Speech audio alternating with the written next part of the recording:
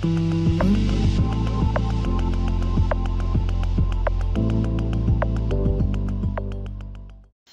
everyone, my name is Skip Allen and I love Corel Painter X3. Watch me paint while I tell you a bit about how Corel Painter has inspired me and allowed me to discover the joys of painting digitally. I graduated from art school in the late 60s. Don't start calculating. I'll be 69 this year. I have a BFA in crafts with an emphasis in pottery. I made pots for almost 3 decades, but old age and back injuries brought a halt to my potting days. In 2008, I discovered Corel Painter. I'm not a painter. Well, I've painted, but I wasn't formally trained except for the very basics. I wanted to do something creative, and Corel Painter looked like it might be fun. I had tried a few other things to get back to creating, but lost interest quickly. That was not the case with Corel Painter. Right out of the box, I was surprised at how realistic the brushes were.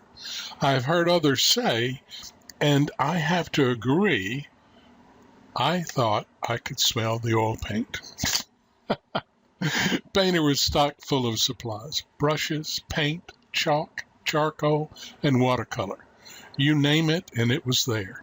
Add to those supplies papers, patterns, color sets, a mixer pad that works exactly like an artist's palette, and I was shocked.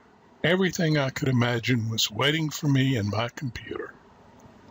But could I use them?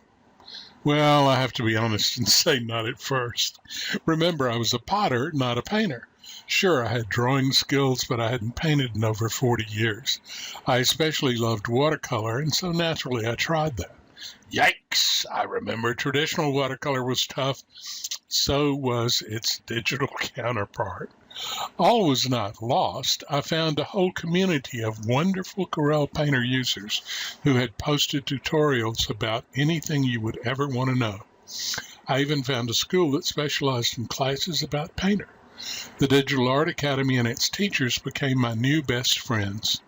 In a few short months, I felt completely comfortable using Painter, so much so that the owner of the Digital Art Academy asked if I would like to teach some getting started classes. I was hesitant at first, but I'm so glad I said yes. It has been a joy working with folks who love to paint digitally. Painting digitally sounds sort of funny, doesn't it? As you can see, it is very similar to traditional. However, digital does have a few advantages. No cleanup. That's really one of my favorites. No expensive art supplies to keep buying. And my real favorite, an undo function. Yep, I can undo the last 32 things I did. I can erase anything too. And if you've been paying attention to my painting, you will have seen that happen. Have you noticed that the watercolor flows? Yes, that is correct. Watercolor will flow on the page in any direction I want. It is so cool. In this particular painting, I'm not working as wet as I usually do. I'm working very dark too. But that is the beauty of working digitally. If I didn't like the dark areas, I can lighten them with an opacity slider or a brush that works similar to lifting watercolor from paper. In this particular example, I added mats to the image.